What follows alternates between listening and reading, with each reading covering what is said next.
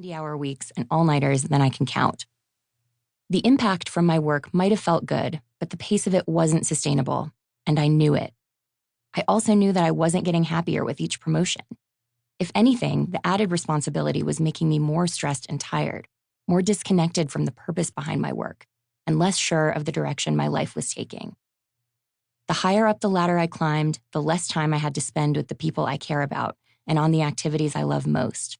This put my career goals in direct opposition with the happiness and fulfillment I craved.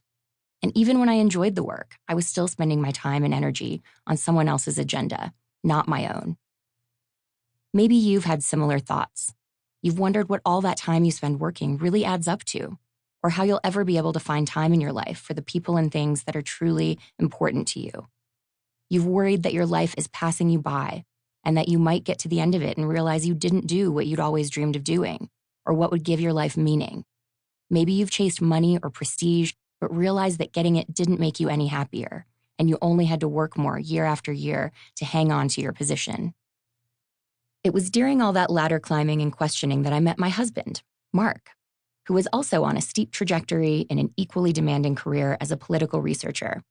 We were proud of our careers and felt incredibly fortunate to work for companies and people we respected, but we saw the toll those careers were taking, how little we were sleeping, how much the stress was impacting our health, how unable we were to disconnect for more than an hour or two, how desperately we came to need the weekends, even if we often worked or slept through them, and 2 short vacations.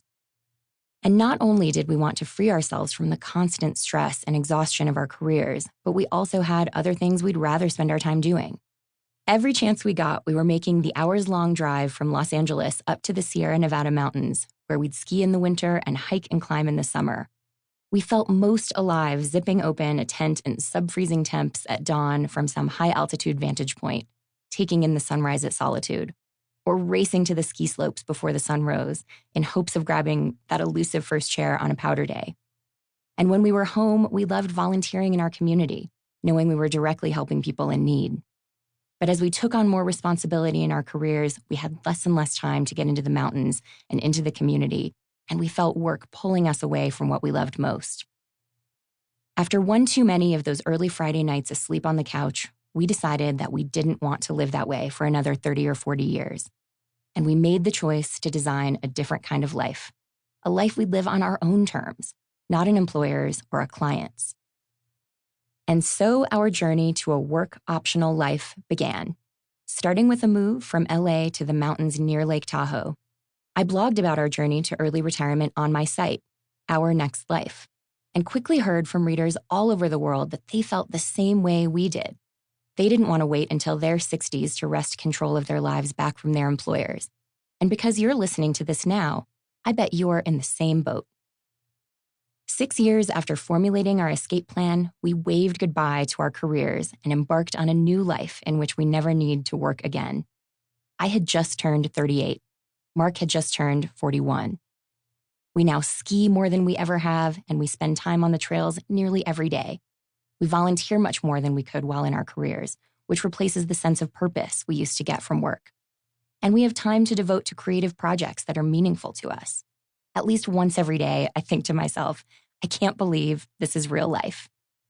We're so grateful to have realized that by approaching our money a little differently than most people do, we could reclaim our time and embark on the work-optional life of our dreams. If you're willing to change your money mindset and occasionally go against what we're all taught is the right way to do things, you can craft the life of your dreams, too. This audiobook is not anti-work. Work is a good and noble thing, something nearly every person ever born has had to do in some form, whether or not they were formally employed. As humans, we are wired to be productive, and work provides an outlet for that need. Work can give us a sense of purpose, a sense of contributing to society, and a sense of usefulness. The problem isn't work itself, but our current societal work culture.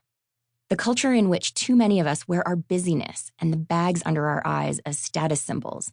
The culture that says you must hustle around the clock to be worthy. The culture that says our employers or clients own not just our work hours, but every waking moment. We aren't wired to handle that.